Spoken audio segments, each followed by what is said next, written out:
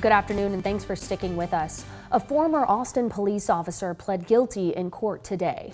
Brian Yarger faced multiple charges of assault and official oppression related to 3 separate people. KXAN's Kevin Bosker was in the courtroom earlier today as Yarger was sentenced. Now, before we get into some of those details, Kevin, talk to us about this case and how we got here today. Of course, we've heard to rewind about a year ago. Former Officer Yarger had pulled up to downtown Austin where 2 men were arguing. Yarger had tried to talk to one of the men, asked to speak with him, that individual being Marcus Cardoza. Cardoza had declined and walked away. And this is where things started to kind of escalate.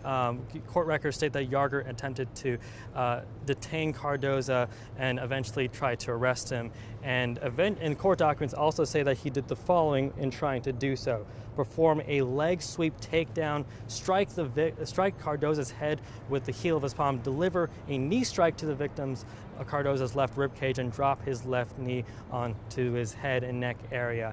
And during this entire encounter, court records also state that Yarger told the other man involved in the argument, Fidel Gonzalez, to repeatedly back up. And after some ongoing back and forth between the two, Yarger he said that he would use his taser, and eventually he did said to use such taser. And this was just one of the incidents involved in this case. Around this entire timeline, about a year ago, in a separate case, there was another incident where Yarger had also shoved another victim to the ground and punched him as well. Now coming into what happened in terms of what he pled guilty today, and we talked to one of the victims, that being Marcus Cardoza. Here's what he had to say regarding those charges. I feel like there should have been more done. I don't have any say-so as far as once to the judge. If that's her ruling, we have to accept it. It's been a hard road just to get here. It's been almost a year, like my cousin said. It's been very traumatic for not just me and him, but also our close family that's had to go through this process with us. And Cardoza also wanted to add that in the apology letter, it was only 2 sentences long.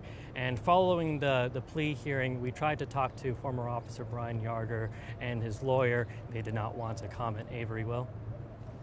Kevin, thank you for being there and trying to get that comment from Yarger and his representation. We also know that Yarger was sentenced today. So what did we learn about what he'll now be facing? Right, he will be sentenced, this is what his sentences include: 12 months of deferred adjudication, probation, surrendering his peace officer license, and writing those apology letters, as I mentioned earlier, to the victims as well, and also being assessed for anger management and possibly taking anger management classes. All right, that is KXAN's Kevin Bosker for us, reporting live in downtown. You can read more about what happened in court on our website, kxan.com.